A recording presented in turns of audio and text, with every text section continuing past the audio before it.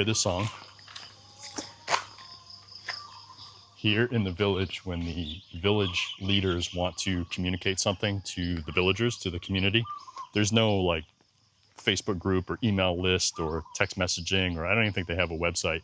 What they will do is they have one of those old school like loudspeaker things up on a pole near the village center, and they will broadcast out whatever the verbal message is to the entire village. But before they make that announcement, they will play a specific song for a couple minutes in advance so that everybody knows that a message is coming. So you hear the song and everybody kind of either leans in or gathers around to catch the announcement. Oh, there's the message. Now, I don't speak Thai, obviously, so I usually have to get the lowdown from Pinky on whatever the message is. And recently, one of the messages was for the villagers not to use the landfill locally here for their trash if they are able to burn said trash in their yard instead. And coincidentally, that message came like a day or two after I had taken a huge load of trash to the landfill. So I think that was one of those messages that was broadcast to many, but meant for one. Oops.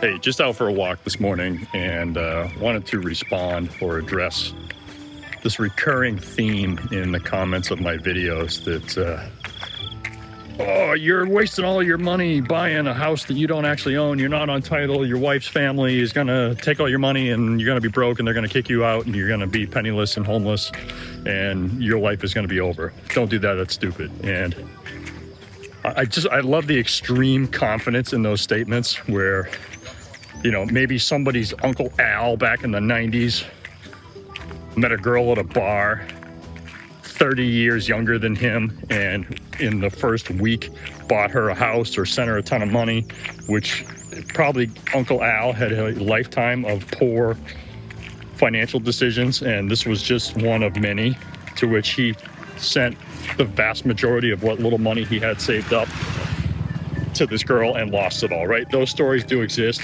And if you're an Uncle Al type guy, don't buy a house, don't send money. I'm not Uncle Al. Pinky and I have been married for almost 20 years now, and about 18 of those years were spent living and working in the US. We've also lived and worked in other countries. So Pinky has worked her ass off and earned a good chunk of her own money. I mean, at times she was working 3 jobs at once. The girl's a workhorse. She's not afraid to put in the effort, roll up her sleeves, and contribute. So the house that we built for her parents, that was done a handful of years ago, and I could justify that that was mostly with Pinky's money. The house that we just bought this year that we're now living in, yes, it's entirely in her name. Could she kick me out today and I would have no legal recourse or ownership of that house? Of course, I understand how it works. I understand the risk there. I'm okay with that. But over the 20 years of marriage, we have built numerous businesses together. We have a lot of real estate back in the US that we own together. We have other investments that we own together. So I'm just curious, you guys who are so concerned about me or other expats buying property in Thailand, do you have that same level of concern for joint ownership of property, at least in the US? And this is only where I can base my experience. But let's say I were to buy whatever the median home price is in the US, I don't even know, 400,000, 500,000, let's just say 500,000, it's probably a little high.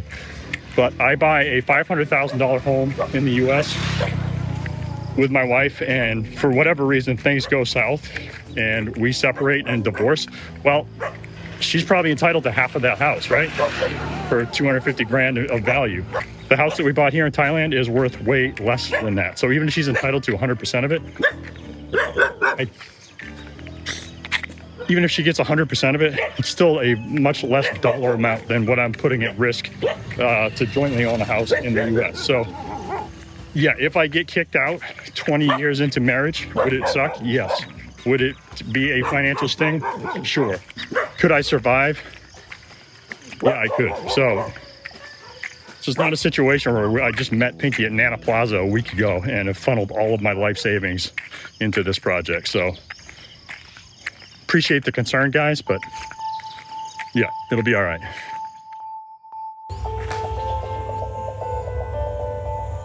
So this is interesting. I've been watching this hole in the concrete patio here get larger and larger over the past couple of weeks, and I couldn't tell if it actually was getting larger or maybe I just never noticed it, and then I thought maybe the ants were picking away at it, which seemed weird.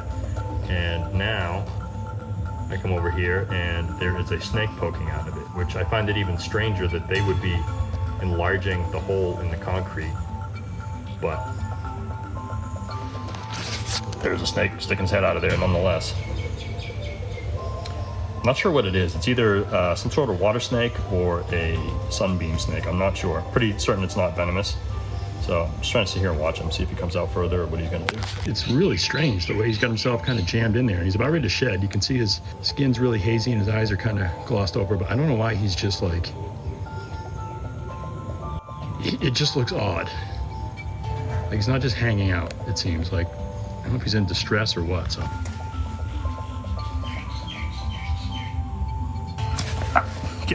I think I just encourage everybody in one of my last videos to like not yank your hand away if you get bit by a snake, which is exactly what I just did.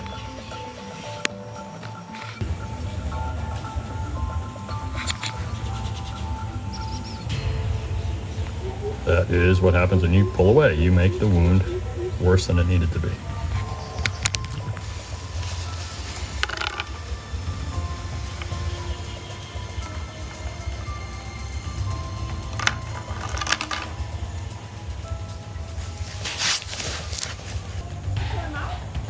Yeah, he doesn't want to come out. I don't want to force him. Can you go back in? Can you come out? Yeah, I'm sure he can do whatever he wants. Yeah, but he doesn't want me to do anything with him. You're gonna find out what is that? I think it's a sunbeam snake. I'm not really sure, but I think it's a sunbeam. I just don't. He just looks weird. I don't know why he's just like half hanging out of the hole. And he's stuck? I would be shocked if a snake actually got himself stuck in a hole, but I don't know. Really interesting though. I don't think he can come out. If he come out, he will come out. No, he'd come out if he wants. Yeah, chew on that, not me.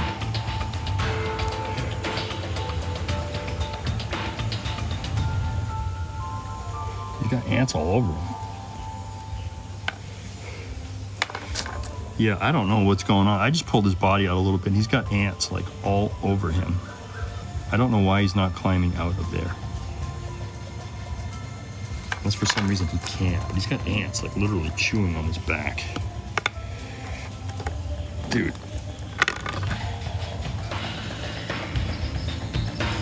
Oh my God, the fucking ants are totally eating him. Ooh. Oh my God. Oh God, no wonder. Hey. Oh God, get off of him. Wow, absolutely insane. Babe, the ants are eating him. Oh no. He's getting totally eaten. I just pulled him out. He had a million ants chewing on him. Oh really? Yeah. Oh Wow, I've never seen like no. You chew up? You dead? like that was the problem. And he's been bitten so many times that like I don't know if he'll survive this or not. Those ants are termites? I don't know what those things are, but yeah, holy shit. Oh my God.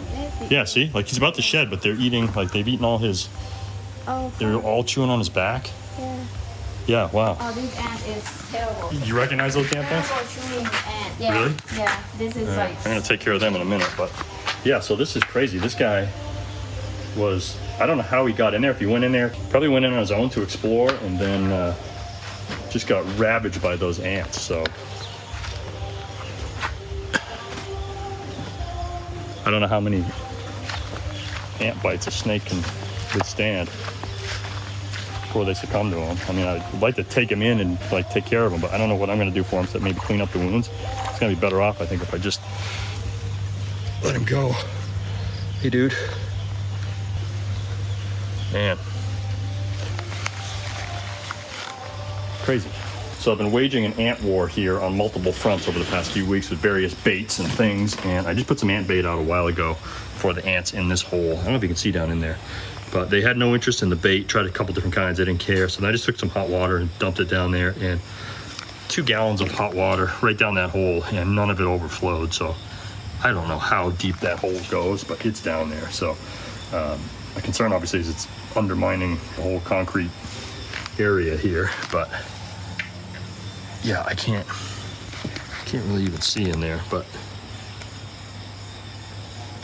quite the underground structure. So for now, I'm gonna fill it with sand, and I don't know, until I come up with something else to do.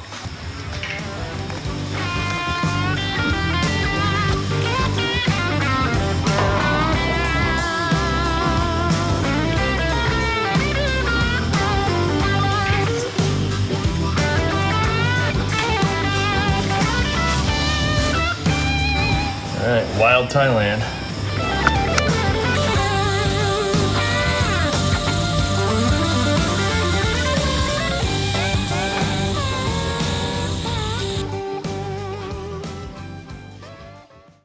All right, so it is Saturday morning. This is take long to the vet to get neutered, attempt number 2.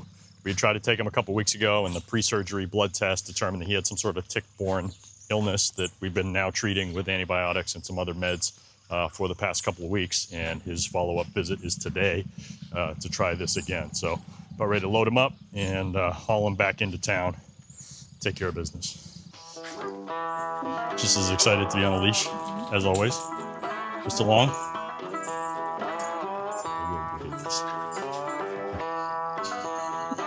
It's that time again, buddy.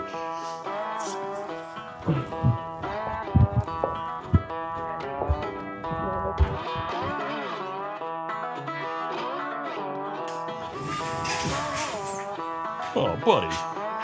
Buddy. Let's get this done.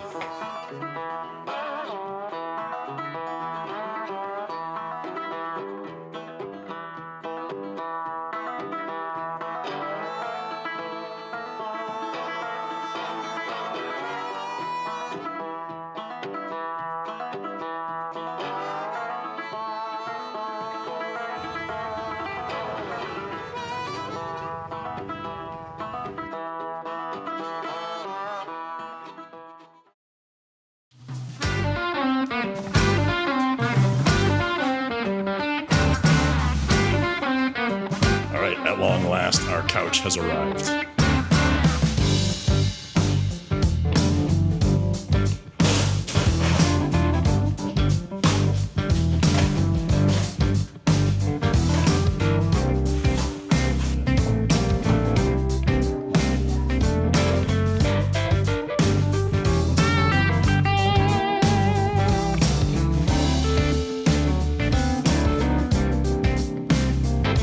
So the couch is here and looks great, feels great. Almost fell asleep immediately when I sat on it, so that's a good sign. I don't know if it'll stay there permanently or we're gonna end up putting it on that wall. I guess the next order of business would be to get a TV, because I guess that's the thing that people do when you have a couch is you get a TV. Either Pinky or I are big TV watchers, but certainly watch a lot of YouTube and podcasts and that kind of stuff. So TV would probably be a good move. And again, just got to figure out, is it gonna go on that wall, how are we gonna arrange the living room? Probably move it back and forth 37 times before we finally settle on something that works. But for now, the couch is here, and that means we finally have a comfortable piece of furniture. Hang out the flag. Happy day.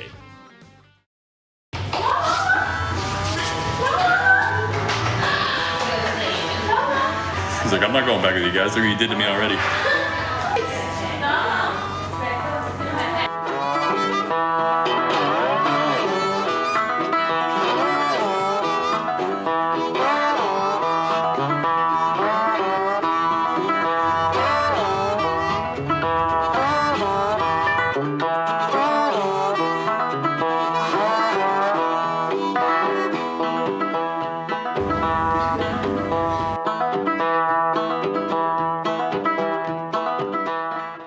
So our boy here has survived the ordeal. He's not exactly happy about the situation, but he does get to ride in the back seat of the car now, and somehow we have to manage to keep him dry for at least a week so the stitches don't get wet. He also had an abscess on his back, which Apparently it was pretty harmless. They just drained some fluid, and I guess he's good to go. It also gives me more confidence in the vet because now only 50% of the pets that we have brought here have died. So